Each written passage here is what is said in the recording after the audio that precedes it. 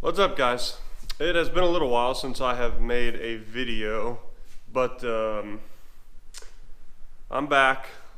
I just moved into my new house, as you saw in my last truck video, but I just moved into my new house and I was trying to acquire some tools and stuff that I didn't have. But anyway, we're here today, and today on my 2013 WRX, we are going to be installing a heat shield around the turbo.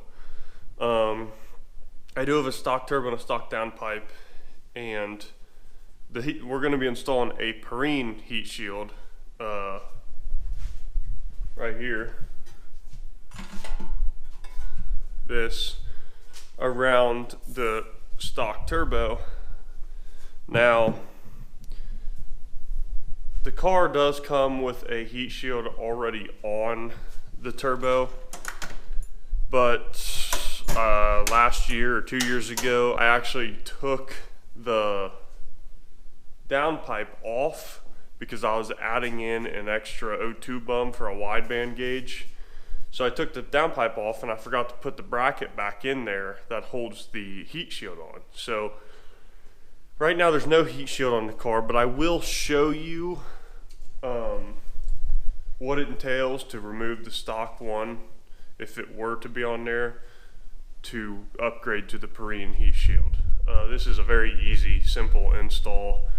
I just figured I'd go ahead and film it while I put it back on, just in case anybody was wanting to look at how to install the heat shield before they actually buy it or whatnot, because that's what I do. But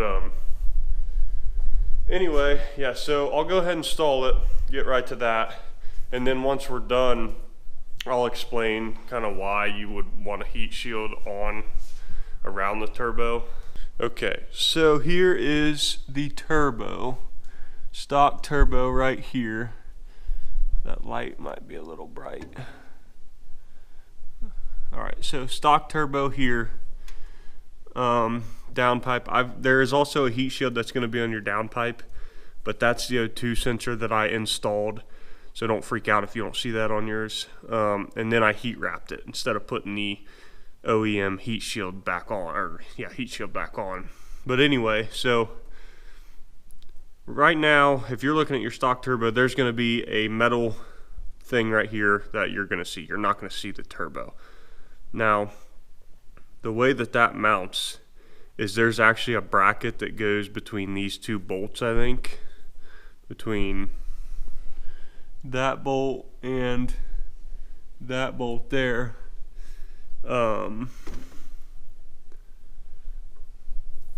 So I'll show you in a second, but that bracket there bolts to the heat shield. So you're just going to take those two bolts out and then your heat shield comes off. Okay, so here is the OEM heat shield bracket, and that sits in there like that.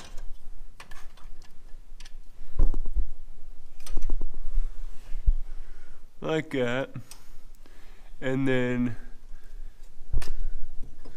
these, so that bolt there, or that hole there and that hole there are threaded. There's going to be bolts in there on that side, right over there, that you're going to have to take out. And also, I believe on the stock heat shield, there's one up here, down here on this end, that you're going to want to take out.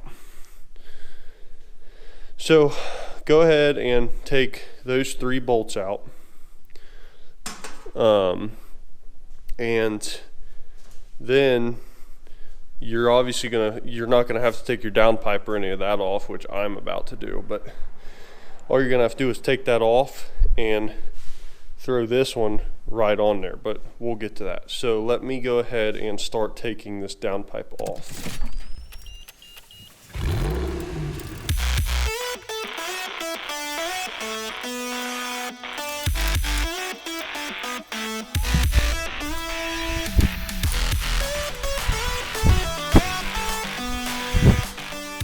Alright guys, so we got all the bolts out. There is 5 of them. You can get them all out from up top. It's super easy. So now your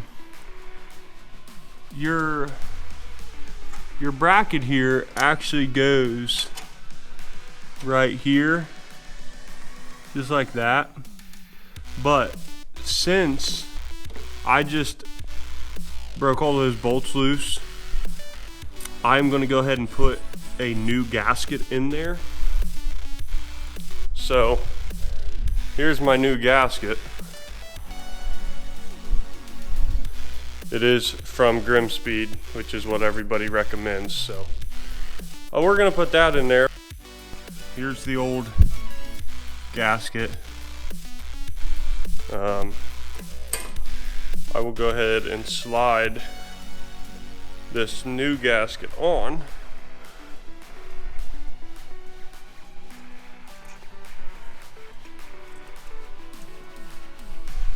Just like that.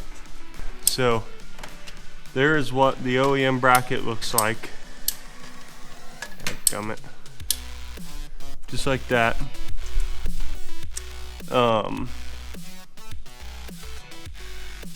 So I put all the bolts back in and torqued them down to my PDT torque spec, which is pretty darn tight, because I do not have a torque wrench, but I think the torque called out for that is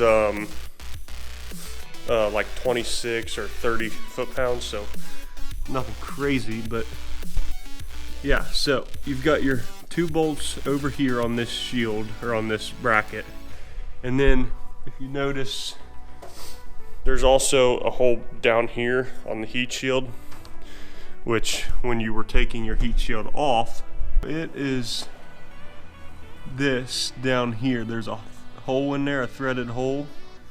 So when you're taking your stock one off, make sure you take that bolt out and put your new bolt in down there. So I'm gonna go ahead and finagle this thing down into that hole.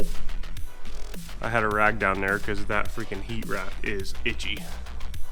But anyway, I'm gonna throw you guys on a tripod and put that down there.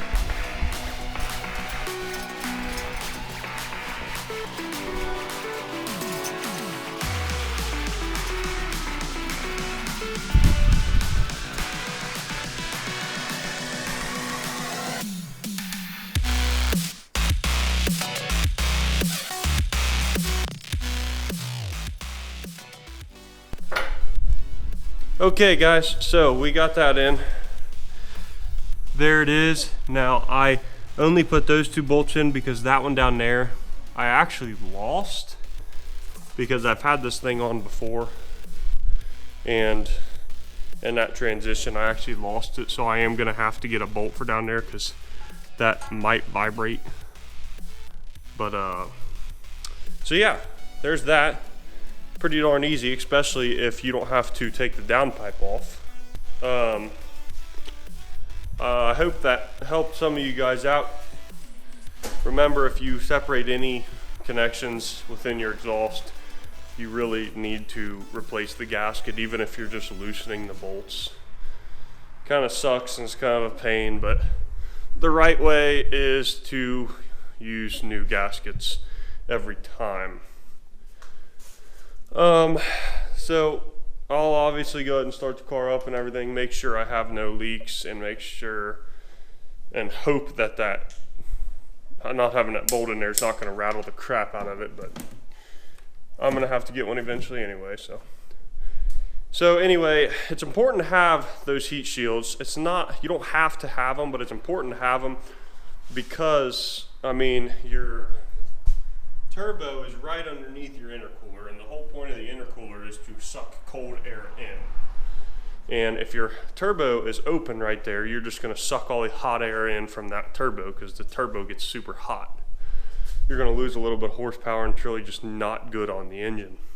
Now, do you have to have it? No, but I would highly suggest getting one, because I mean, also when you're sitting in traffic,